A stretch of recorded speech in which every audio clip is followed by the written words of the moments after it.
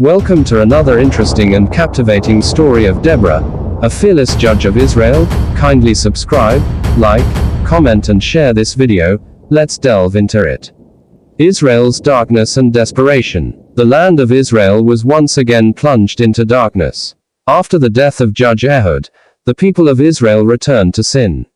They abandoned the ways of Yahweh and turned to worship the gods of the nations around them, Baal and Asherah, offering sacrifices to idols and practicing corruption. As punishment for the disobedience, God gave them over to King Jabin, a powerful Canaanite king who reigned in the fortified city of Hazor in the north.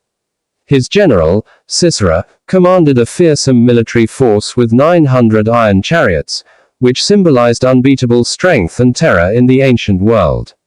For 20 long years, the Israelites lived in fear. Villages were raided. Trade routes became unsafe. Crops and livestock were seized. Families were scattered. Israel was paralyzed, afraid to fight, too broken to stand, and too spiritually blind to seek the Lord, until they could take no more. From the depths of their anguish, the people cried out to God once more.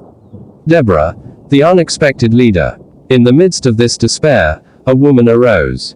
Not a soldier, not a king, not a priest, but a woman named Deborah, whose name means, "Be." She was not only a prophetess, a mouthpiece of God, but also the judge of Israel, a rare and astonishing role for a woman in the ancient Near East.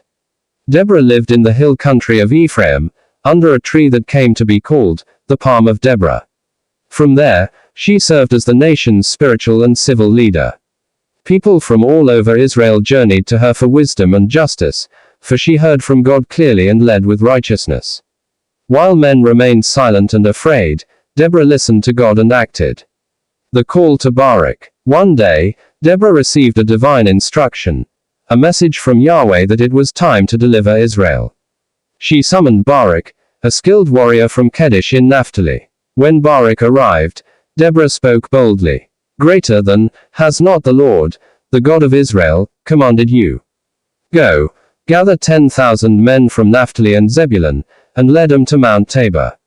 I will lure Sisera, the commander of Jabin's army, to the Kishon River, along with his chariots and troops, and I will give him into your hands." God had already declared the victory. But Barak hesitated. The trauma of 20 years of oppression weighed on him. Facing Sisera's iron chariots seemed impossible. Barak said, "Greater than, if you go with me, I'll go. But if you don't go with me, I won't." He needed Deborah's faith and courage to steady his own. Deborah, unwavering, replied, "Greater than, very well, I will go with you. But because of the path you are taking, the honor will not be yours. The Lord will deliver Sisera into the hands of a woman." The gathering at Mount Tabor. Barak summoned 10,000 warriors from the tribes of Naphtali and Zebulun. They ascended Mount Tabor, a high, round mountain that overlooked the Jezreel Valley, a strategic military point. Sisera, informed of the gathering, laughed at their foolishness. How could a ragtag army challenge him? He marshaled his 900 iron chariots and troops, confident in his strength, and moved toward the Kishon River, expecting an easy victory. But Deborah knew something he did not. God was fighting this battle. The battle begins. God sends the storm. At Deborah's command, Barak led the charge down from Mount Tabor. As they advanced, something miraculous occurred. According to Judges 5, Deborah's own song of victory, God sent a violent storm. The skies darkened, thunder roared, and rain poured down. The mighty Kishon River overflowed. The chariots of iron, once symbols of terror, became useless, bogged down in the mud and swept away by the floodwaters. Panic gripped Sisera's army. Confused, disoriented, and trapped, they were slaughtered by Israel's forces. Barak's army routed the enemy so completely that not a single man was left alive. Sisera, the mighty general, abandoned his chariot and fled on foot. Jael, the hidden heroine. Sisera ran until he reached the tent of Jael, the wife of Heber the Kenite, whose tribe had a peace treaty with King Jabin. Sisera assumed he was safe and begged for refuge. Jael welcomed him. She gave him milk instead of water to calm him. She covered him with a blanket and promised to protect him. Exhausted, Sisera fell into a deep sleep. But Jael was no ordinary woman.